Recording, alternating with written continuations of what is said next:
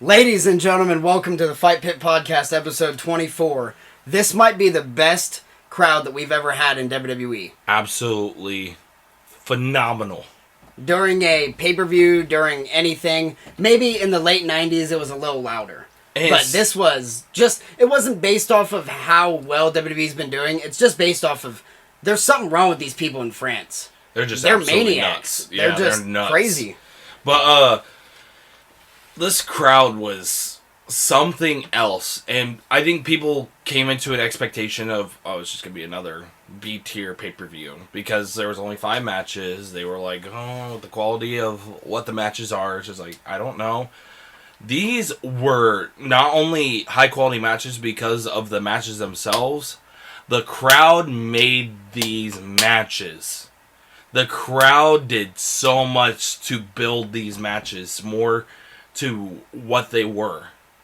This crowd, I 100% agree, it was probably the best crowd of all time. I mean, I really like this pay-per-view in general. We started off RKO, which is Randy Orton and Kevin Owens, versus the Bloodline, which was just Solo and Tama Tonga. And as soon as they came out, the chants of "We Want Roman" started coming. And they also gave Randy Orton, probably the best entrance of his career. Oh my goodness, the crowd literally sang his theme. It was absolutely amazing. I loved it. Just as he comes out, I hear voices. Actually, no, it was the chorus that they sang, but, it was crazy to hear how loud that crowd got when singing Randy's theme. It was just like, what? They started off, and they started brawling immediately. Kevin Owens started it against Tama Tonga. Always. And Kevin Owens always starts. Yeah, they were brawling for a while. The bell hadn't even rung, and Nick Aldis came out and he changed the match. Hold on. You want to disregard the rules? You guys want to stunner the security? You want to stunner the referees? Fine. As they say in France, I don't remember what he said, but let's do whatever. I can't remember what he exactly said. You want to do this? Then we will officially make this match a street fight. I was like, stuff's about to go down. And immediately, I think even before he, finishes his sentence, they start brawling. You just have, I think, Solo pieces off with Randy, and then Tama's with Kevin. And Kevin and Tama Tonga are on the ramp, and then Randy and Solo go up into the crowd, and it just becomes absolute chaos. There was a belly-to-back suplex ×2 on the announce table by Randy on Solo. And then, actually, that was on Tama Tonga. And then Kevin Owens hit a DDT on Solo on the steps. And then trash can to Tama's face. And Randy Orton and Kevin Owens both brought out a table on both sides. And then there was a frog splash off the apron by Kevin Owens through the table on Tama Tonga basically immediately, probably 5 minutes into the bell ringing. And then Samoan drop through the table on Randy Orton on the inside by Solo. And then, basically, Solo Sikoa turns Owens inside out with a huge clothesline. And then both Tama Tonga and Solo are assaulting Kevin Owens with a kendo stick, just over and over and over again. And there was a lot of mentions of New Japan Pro Wrestling stars. Yeah. Talked about Evil. I'm trying to think of the other ones. That's the one I remember. Basically anybody that Tama Tonga had, in that Bullet Club faction, or whoever was a champion. They just brought up a lot of stars, and it was kind of... It was nice. I mean, it doesn't really seem like that much of a big deal anymore, but it is kind of cool to see WWE It shows that they're definitely in a new era, because while Vince was there, that would never happen. Trash can lid to the face of Owens. Oh my goodness. And then they got another table, and Solo was put through it by Kevin in the corner. Poor Solo. Tama Tonga then just lays out Kevin Owens, and then Randy Orton stops Tama Tonga's comeback. Vintage DDT by Orton, that draping DDT on the inside. RKO, and got a near fall because Solo broke it up. I don't think he would have kicked out of the RKO. No. And then Randy Orton was put on the announce table by Solo and got hit with an RKO on the table. Didn't go through it, though, sadly. Yeah. Kevin Owens grabbed a whole bunch of steel chairs, and I just put chair shots ×6 on Tama Tonga. Oh no, because he did the double. He did double with the last one. Yeah, trust me, it's 6 or 7. I was confused because I watched somebody else give their review on it. I'm like 6, and I thought about it because he did extra on the last 2 chair shots. I was like, okay, yeah, continue. And then basically they were on the top, and Kevin Owens did that. They call it a brain buster, which I don't know why, but he did a The spinning. Fisherman Buster is what they called it. They kept calling it a brain buster. It wasn't a brain buster. Yeah, it was not. It was basically that spinning suplex where his opponent looks like they're about to do the superplex. He turns it around. Nasty. That went right through the chairs, and he got on for the pin and 1, 2, and of course we have more Bloodline shenanigans. For the past 4 years we've had this, and Tonga Loa, out of nowhere, makes his debut and pulls the referee out, and wow. I was expecting Jacob Fatu, but I'm down for some Tonga Loa. Well, Guerrillas of Destiny, obviously, as you've seen all over social media, are in WWE now. And, I mean, to team up with Solo Sikoa, I just feel like there's not a better team to team him up with. Right. Maybe than, like, AOP, because they kind of fit that, but not even them. Right. And, obviously, the Usos are considered probably the best tag team of all time, in my opinion. And a lot of others. But Tama Tonga and Tonga Loa have not been in WWE. And they have called the Usos out before. Yeah. So this is really interesting. And then obviously we see later on in the show, the Guerrillas of Destiny and Solo Sikoa go past Jey Uso. Which obviously they already took out Jimmy. But, yeah, that... basically Tonga grabbed the steel stairs and he hit Randy Orton with them. Then he just threw them at Kevin Owens' face, which was pretty crazy. And then... Solo Sikoa gets the honors. Uranagi through the chair, and then the Samoan spike for the win, and the Bloodline beat RKO. Bro, I know it's a while down the road, but this War Games match that they're going to have with this old Bloodline versus new Bloodline, it's about to hit. I mean, I just love that they brought somebody that I wasn't even... I didn't see any speculation. No, there wasn't any speculation. Nobody even knew that his contract was up. He just literally basically just showed up without any notice. They didn't think of these other Samoan wrestlers. Like, I know they are from that area. Yeah. But everybody was thinking about, okay, who are the family members? Yeah. These are not family members. These are just 2 dudes that are one of the greatest tag teams. Yeah. Like, in New Japan. And now they're here. And they were Bullet Club through and through, just like Gallows and Anderson. Yeah. I can't wait to see Gallows and Anderson and Styles versus Solo and them. That would be a dream kind of feud. But yeah, it was a great way to start the show off. Yeah, for sure. That could have ended the show. Yeah. But obviously, I'm happy that AJ and Cody did. But we moved on to the triple threat match for the Women's Championship. Tiffany Stratton, Naomi, and Bayley. And this has been a build-up for a couple of weeks on SmackDown it was Naomi versus Bayley for the Women's Championship. Tiffany interfered, got that double prettiest moonsault of all time. And then the next week, did the same exact thing. She's salty she didn't get the opportunity. She's like, I'm going to take it. So, triple threat match.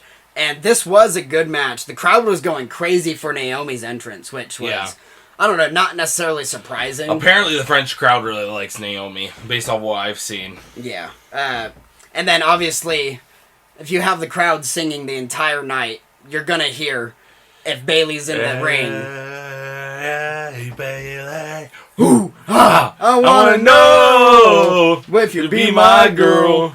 Roll up sequence by all of them. And, I mean, this crowd was just amazing. I couldn't even hear commentary at some points. Which was, I mean, I've never experienced that, I don't think, just by watching it. Stratton was in control for the most part at the beginning. She did that double back handspring into the corner, but Bayley caught her. Looked like she was going for a German suplex, and then Tiffany's able to hit that cartwheel Alabama slam. Bro, that was crazy. I remember watching that. Yeah. I was like, what's going on? And she literally flipped it and then hit that Alabama slam. I'm like, what in the world? Naomi and Stratton brawled on the outside, and then Stratton got the upper hand eventually, took Naomi out, and then Bayley got her with a suicide dive. There was a blockbuster from the barricade. That was nasty. From Naomi to Bailey. Yep. And then we had a split-legged moonsault by Naomi. That was a near fall on Stratton. Naomi was on the top of the turnbuckle with Bailey trying for a superplex, and Stratton pulls her off. Stratton gets up there trying for a superplex on Bailey, and then Naomi grabs her for a powerbomb and does a sit-out powerbomb to her and gets a near fall. And then, out of nowhere, basically Bailey goes from the top rope and hits a huge elbow drop, and that got a near fall. Oh yeah, I did want to mention before the elbow drop by Bailey, she put her in a Rings of Saturn. Naomi put Stratton in the Rings of Saturn, which I thought was really interesting. Apparently the move's called Feel the Glow, apparently. That Rings of Saturn? Yeah, she calls it Feel the Glow. Yeah, sunset flip bomb into the corner by Bailey on Naomi. She tries that same move on Stratton, and Stratton gets out of the way. And she got a roll-up near fall. Then Bailey to belly near fall on Stratton. Stratton tries for the prettiest moonsault ever, and then Naomi pulls her out. And then Stratton hits Naomi with she does the cartwheel, and then she does it again and does the Alabama Slam onto the announce table, and then she does it on Bailey on the other announce table, but she doesn't put him through, which was just made it kind of look weak to me. She didn't even set it up to put him through. It makes it look weak when they don't go through the table. It's always like, oh, okay, well, you just cocked. If that would have put them through the table, that would have made it look a lot more devastating. Yeah, she puts both of them in the ring and then tries the prettiest moonsault ever on both of them. They both get out of the way. Yep, and Tiffany Stratton's able to roll through on her to her feet. Tries to run after both Naomi and Bailey. They hit a 3D on Tiffany Stratton. 1D. Because Naomi is Jimmy's wife. Bro. It's a 1D. It's a 3D. They I don't care. It a 1D on I don't care if they called it a 1D. It's a 3D. Well, I don't care. It's not Jimmy and Jay. I don't care how Naomi's related. It's a 3D. Yes, it's a 1D. Whatever. It's a 1D. They're not one doing and it. done. But guess what? Yeah, she wasn't done. She wasn't done. She kicked out. That's not my fault. They call it a 1D. It's a 1D. It was a one and done. And Tiffany Stratton wasn't done. She kicked out. I'm sorry. So it was just Bailey and Naomi, and they basically took Stratton out after that 1D. Not the 3D. 1D. I put it as 3D, but 1D. Yeah, I wanted to call it 3D too, but I didn't. Roll up into Bailey by Naomi, and then Bailey basically turns it over. Yeah. And she gets the victory there. Yeah. And I was really expecting Naomi to do a heel turn. After she was raising her hand. I don't care what you have to say. I really, really wanted Naomi to do a heel turn. You really want me to smack you right now, don't you? I want Cargill. I want Cargill and Naomi to team up. You want me to smack you so hard right now. I wanted Cargill to heel turn too. It was so stupid. I don't want Naomi to turn, okay? Yes, Naomi I want her to be a face. I like her being a face. I don't want her to be a heel. Why would she be a face? She's just Feel the Glow. It's generic. So she's an enjoyable face. She needs to be a heel. No. Yes. Because where are you going to put her? In with Cargill! With Jade Cargill! Lucas said! Jade Cargill needs to go on her own. Yes, and then have Naomi as a crony. That doesn't make any sense! And then Naomi can turn on Cargill later and win the championship from her. No! Like I said in my WrestleMania booking. No! And my fantasy booking, go look at it. I don't care about your fantasy booking. I don't care. Hey, I don't care that you broke your elbow. That's so mean.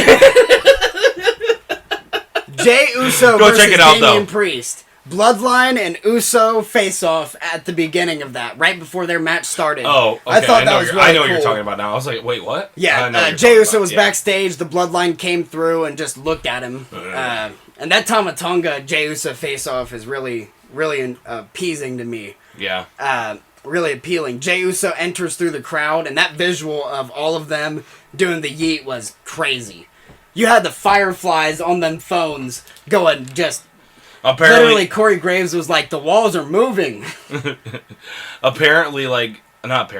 Jey Uso posted something later on, and he was like, he was here talking about Bray with the fireflies. Yeah. Which was really cool. I didn't even realize that there was fireflies at the moment. At the beginning, the crowd was getting under Damian's skin, kind of, just saying, yeet, yeet, yeet. Uso was in control until Priest catches a right hand to Uso's face. Priest stops Uso's comeback whenever he tries to start it back up. Jay got a back suplex, and then Jay was able to get in control. Basically, Priest went for a punch. He did a very hilarious, like, turn into it. Hit with the back suplex. Crossbody near fall by Jey Uso. And then freaking J.D. McDonough hits Jey Uso pretty early into the match. He interferes. And obviously, you knew what was going to come next. Damian Priest being like, "What are you doing? What are you doing over here? Why are you out here?" Him with his busted up forehead from them 3 Super Bowl rings from Patrick Mahomes. Yeah, basically after JD hits Jay, there was a spear by Damian Priest. He gets a near fall. Damian tells JD, "Use your big ass head." And then super kick to JD McDonough, super kick to Priest, Uso splash. Oh my goodness. And that got a near fall, and that got a huge pop from the crowd. Like, that was that was ready. They were ready for him to win. Then they did the yeet, no yeet spot. Whenever Jey Uso's in a match, they don't do it just because of Jimmy and Jay anymore. Yeah, they do it whenever Uso's in it, which I think is really cool. They just kept going with the spot. Like, probably for 2 minutes of the match, they were just hitting each other, and it was hard. Yeah. We got a Razor's Edge after that. That got a near fall. And Jey Uso hits a spear. That got a near fall. And just as Jey Uso's getting into it, Finn Balor comes out, and he gets hit with a super kick. But then freaking Damian Priest with a South of Heaven near fall. And then it's just Jay and Priest. And he basically hits this spinning big boot. Yeah. Which was awesome. Then he hit it again, and Jey Uso looked like he was down for the count. And then there was 3 super kicks by Jay. Yeah, and then I think he hit I think it was a jumping kick to the head or something like that. It was an enziguri or something like that. Then he got the spear and the Uso splash. And then J.D. McDonough puts Damian Priest's foot on the rope. Stupid J.D. Use your big head.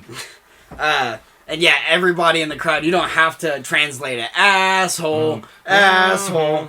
And then everybody else right after that is screaming, "Fuck you, JD." But and they didn't even censor it. I mean, they couldn't. Obviously they probably couldn't tell, but still, like, for me, that was plain as day. I'm like, bro, they didn't censor that. Suicide dive by Jey Uso onto JD McDonough, then a spear on Finn Balor. That spear was nasty. Yeah, he takes out Judgment Day, and then just as he's going to the top rope, Damian Priest gets him off. I love this spot. South of Heaven from the top rope, gets the win, and Damian Priest retains the championship. And then basically Balor and JD McDonough are both attacking him.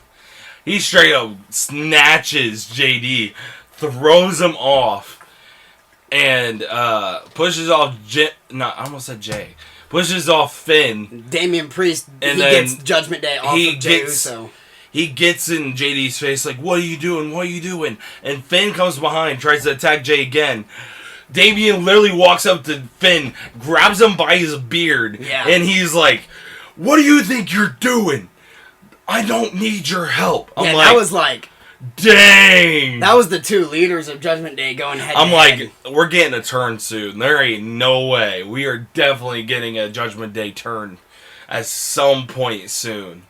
And it's gonna be awesome. Yeah, not even grabbing him by his beard, like grabbing him by his cheek, by his jawbone, and being like, "What are you doing?" Finn's face was hilarious. He was like,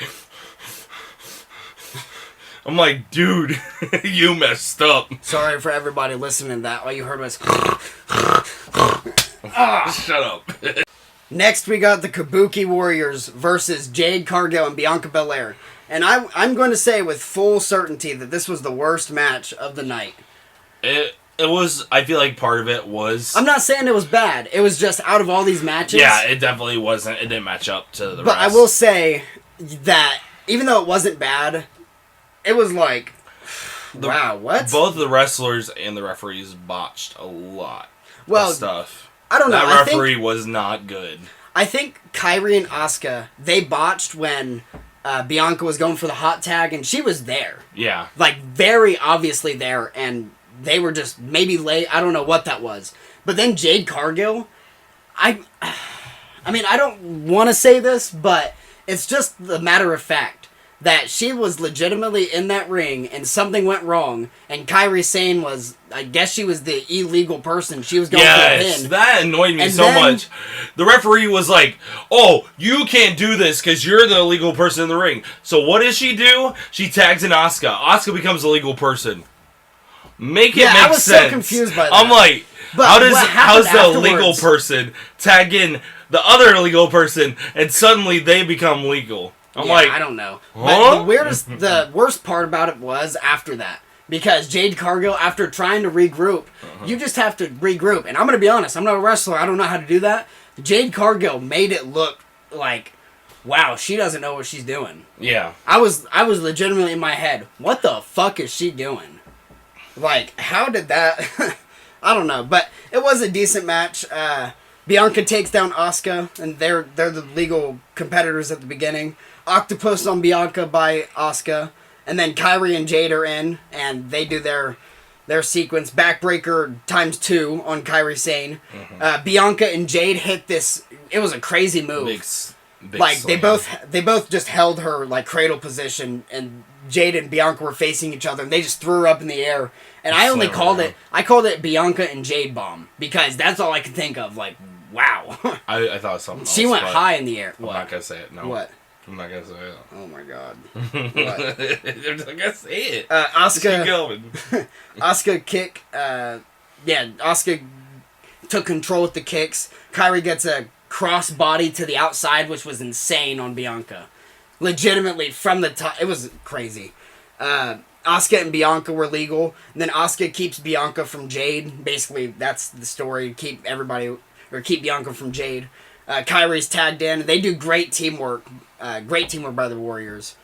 Bianca doesn't tag Jade. Botch. That spot was legitimately right. She was right there. I'm curious.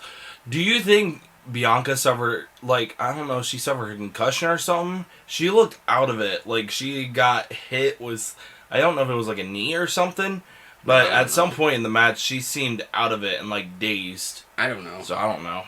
But, yeah, that was, I don't know, it was really weird. And then Kairi knocks Jade off of the apron. Then there's a code breaker, neck breaker combination by the Kabuki Warriors. And great teamwork. They got a near fall off of that. Then there was an armbar by Asuka. And Bianca tried for the KOD, which was a callback to the WrestleMania 39 match. And that gets blocked. Asuka grabs the ropes. Kairi tags in. Jade gets the hot tag. She basically just slams her down. That got a near fall. Combinations by the Kabuki Warriors, which was really cool. Like spinning back fist after spinning back fist by both of them. Just kicks, strikes, punches. It was amazing. I loved it. I love the Kabuki Warriors. Yeah. And then Kairi goes for the pin, and then it's known that she's illegal. And then all I put was Asuka tags in. So, yeah, like you said earlier, Kairi's illegal. She tags in Asuka, so now Asuka's legal. That's what happened in the match. Looks so stupid. But I don't know. It was just one of those instances in wrestling where it's like, okay, anything can happen. Now it's kind of weird. Kairi tagged in. Then all I put was, what the fuck is Jade doing? It was like probably 2 minutes of Kairi and Asuka trying to regroup and Jade just doing nothing. Like, she was grabbing Kairi by the throat, trying to pick her up, but she wasn't putting any force, and Kairi wasn't getting up, and I don't know, everything was going wrong. But then, they basically led to the big spot where Kairi, I couldn't tell you who was with who, but Kairi put Jade in a armbar, and then Asuka put Bianca in an armbar, double armbar. They both picked them up and hit a double power bomb. Then this was a really good spot by Bianca and Jade, a wheelbarrow DDT, and then they pick Kairi up, and then Bianca basically pushes her off with her legs, and then a wheelbarrow German suplex, and then Asuka's she takes out Jade, and then that one move got a near fall. Asuka takes out Jade, and then they hit this move on Bianca where Asuka has her in a reverse DDT, and then insane elbow. It's a nice move. Like, Yeah, I really like that. Yeah. That got a near fall because Jade broke it up. Yeah. Then there were combinations again on Jade Cargill with those spinning back fists. Yeah. And then she powers Kyrie, and this was insane. Powerbomb position, turned into an electric chair position, then puts her in the Glamazon position, which was just it's a just crazy like, transition. Bro! And, yeah, she gets that Glamazon, and then there's a KOD, and then they pick up the victory. We have new women's tag team champions. It's called the Glamazon. The Glamazon, yeah. It's not called the Glamazon. It's What called is the it? Glam Slam. Oh, yeah. As Beth Phoenix. What was but I her saying? version, Glamazon. her version That's her is nickname, called, isn't it? for Beth Phoenix, yeah. Yeah. Okay, but what is it? It's called Jaded. Oh, that's stupid. It's called Jaded. Yeah, sorry for calling it the Glamazon. The Glam Slam. If you would have called it Glam Slam, I would have been fine with it. At least I I was got like, it right. I was like, Glamazon? What are you talking about? Hey, I got the right wrestler. I got it. Yeah, kinda. whatever. The next thing we had after all these stupid promotional items, the King and Queen matches were announced. I'm not going to tell you all of them, but the main ones I'm excited by is Ilya versus Ricochet, Balor versus Drew, Gunther versus Sheamus. And that is happening on Raw. There's going to be 8 of those matches just on Raw. So 8 round 1 King of the Ring matches. Then there's also the 8 Queen of the Ring matches. I imagine then there's this only... is a huge tournament. It's going to be awesome. I imagine it'll only be 3 rounds because, I mean, there's only 2 weeks. They said 3 weeks. Yeah, it's 3 weeks including this week. 3 weeks until King of the Ring. So I imagine it'll be round 1, Monday, Friday. Round 2, Monday, Friday next week. And then round 3. And then the finals being that Saturday. I'm kind of surprised they didn't put Braun Breaker in a match. Wait, is he on SmackDown? No, he's on Raw. He got drafted to Raw. Yeah, that's what I thought. When they were showing it, I was like, okay, they showed Balor versus Drew. I was like, whoa, that's crazy. They showed Kofi versus somebody else. It was Kofi versus, yeah, I can't remember. I can't remember who it was. But, yeah, then I love how they're incorporating the new stars into these matches. Like Ilya versus the new Speed Champion, which that shit doesn't matter. But it doesn't matter at all. Ilya versus Ricochet, Holds no which is going to value. be crazy. And then Gunther versus Sheamus. I don't even know. I do want to talk about Speed real quick. How are they doing that? 3-minute matches? That sounds so stupid. You know who's produced all of them? Who? Fun fact. Mr. Pete Dunne has produced every single one of those matches. Really? Yeah. That's cool. I saw that. I was like, huh. So the man can do everything. Yeah. But we move on to the main event. I'm very excited for those King of the Ring matches. Yes. But I was also very excited for this match. World Championship first, televised defense for Cody Rhodes. And it's against AJ Styles' dream matchup, Cody versus AJ. This is the Phenomenal One versus the American Nightmare. Those gimmicks. Yeah. And yeah, I really like this match. They did mention on commentary once again the New Japan references to Bullet Club leaders going head to head for the championship, which was kind of crazy. Yeah, it's kind of crazy still. And obviously you hear that phenomenal song all match. I don't want to hear it again. Please stop. No. They did get annoying sometimes. Okay, are you done? No. Oh my God. Yes, I'm done. Dude, I don't know. I did think that they were kind of annoying sometimes. I liked it. I was playing my PlayStation at the same time that I was watching it. And so, every time it would happen, I would start bobbing my head. Because it was nice. I liked it. The first big move I got from this match, which there was probably something else before this, but AJ Styles went for a Chris Jericho Lion Tamer, and Cody Rhodes got his knees up. And, yeah, it was great. Then they had a lot of back and forth. Then there was a brain buster on Cody Rhodes on the apron by AJ. Oof. That was insane. We had the powerbomb through the table on AJ. Basically right after he got hit with that brain buster, Cody just got up and hit him with the powerbomb through the table. Nice. There was a double count out near fall where they almost both got counted out. Yeah. Then, back and forth strikes. Both lay each other out with a huge kick. And Cody Rhodes going for that American Dream, Dusty Rhodes bionic elbow. That gets a near fall. And, there was a sequences of reversals which started with a I think it was a Crossroads. AJ reversed it. He had him up for a tombstone kind of position. Yeah. Cody reversed it, and then AJ was basically able to get I think it was either exploder or a normal suplex into the. I think it was a normal into the corner. I think so. Then it was a normal suplex. I remember that spot. AJ hit him with a backbreaker, and then a springboard 450 got the near fall, which was, that's always beautiful to see, that springboard 450 by AJ. Yeah.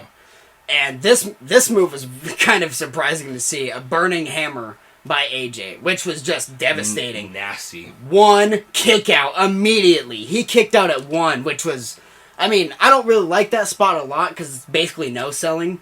But it did really make Cody seem like, okay, this is next level Cody. This is, right. Forget about Tribal Chief. This is Cody freaking Rhodes. He's gonna steal Seth Rollins' moniker. Cody got the Cody Cutter, and that got a near fall. And then there was a super kick out of the phenomenal forearm, which was really cool. And then Cody Rhodes locked in a Kimura lock, which I guess that's just his move now that he retired Brock Lesnar. Yeah, apparently. And then there was a AJ Styles bomb, the power bomb. Yeah. And then there was a Crossroads into the Styles Clash, almost. And then Cody Rhodes hits the ultimate Cody Cutter, which was jump to the middle rope, jump to the top rope, Cody Cutter. Boom. And it looks like he landed on that shoulder again. He's been, and they were mentioning it during the match that shoulder might be injured after that Carmelo Hayes. Isn't that cool how the fire's still there? Yeah. In the ring on the actual screen. That's so cool. I love that. Does it do that with everything? No, it was a glitch. Oh, I love that. That's awesome.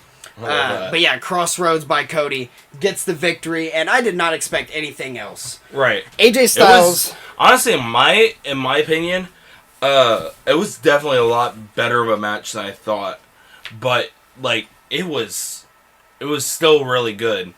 It was one of the best matches of the night. Yeah. I really did like it. I liked the entire pay-per-view, and the crowd just added to it entirely. Yeah. And I'm going to be honest. AJ Styles, he kind of seems to be that rebound. Yeah. After a big championship win off of a newer star, Seth Rollins, after, winning his match at WrestleMania 39, he's immediately in contention. AJ Styles was on the downfall of that inaugural World Heavyweight Championship match. Yeah.